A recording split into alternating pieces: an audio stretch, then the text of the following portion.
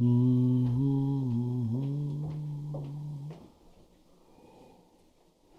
right.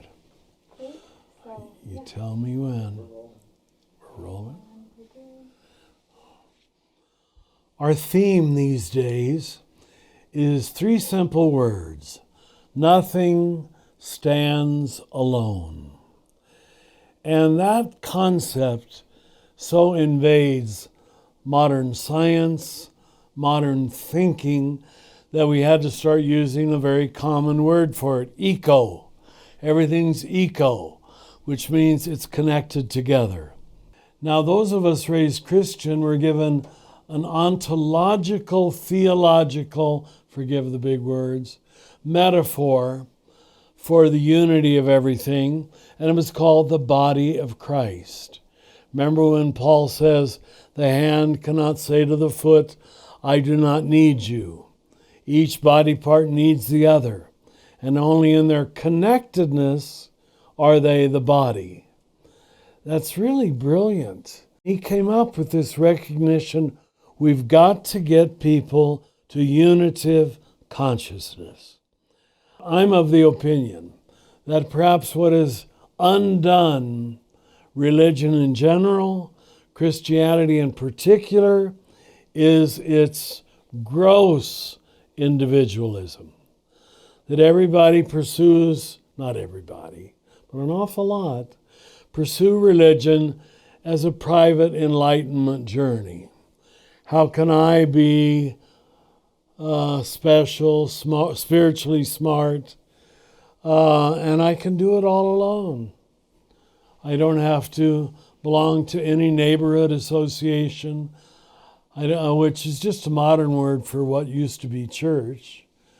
I don't have to belong to any group because I don't really need support.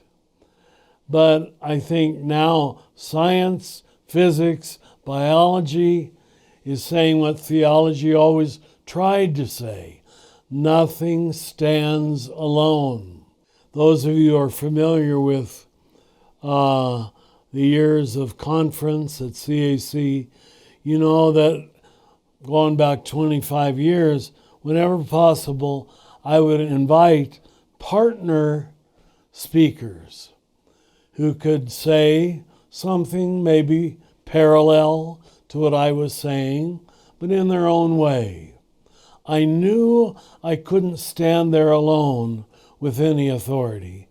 Other people had to affirm it from a scriptural background, a Protestant background, a female background, a gay background.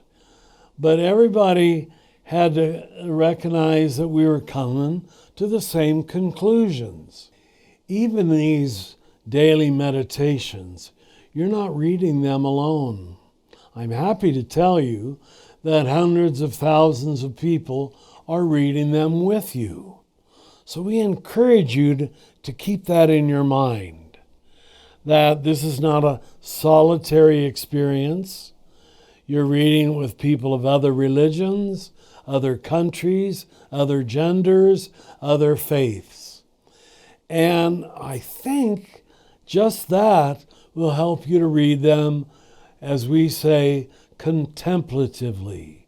In other words, it's not to prove them right or wrong, but it's to say, I've got my level in which I read it, but I'll bet other people are reading it from a very different perspective.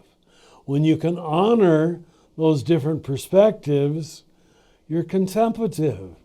In other words, you've broken your addiction to your private ego, your separate ego, and you're honoring all the other identities that are reading the same thing, but maybe coming to different emphasis or different conclusions. Be sure whenever possible to read the daily meditations on Saturday, where you get a quick overview of the previous days of the week, and you're usually given a wonderful, if I can say so, practice brought together by our wonderful team. So you learn how to put head together with heart, together with body, and you don't just read them in a heady way. Do I agree with it or do I not agree with it? That, as you know, is called dualistic thinking. So we hope you'll enjoy this period of daily meditations. And what they all hope to say is nothing in the universe stands alone. And let me point out the meaning of the word universe. I'm back to my Latin again, but I had to take it for 6 years. Versus means to turn. Unus means one. A universe turns around one thing, and yet it is diversity turning around one center. There we have it. Nothing stands alone, but it does stand together.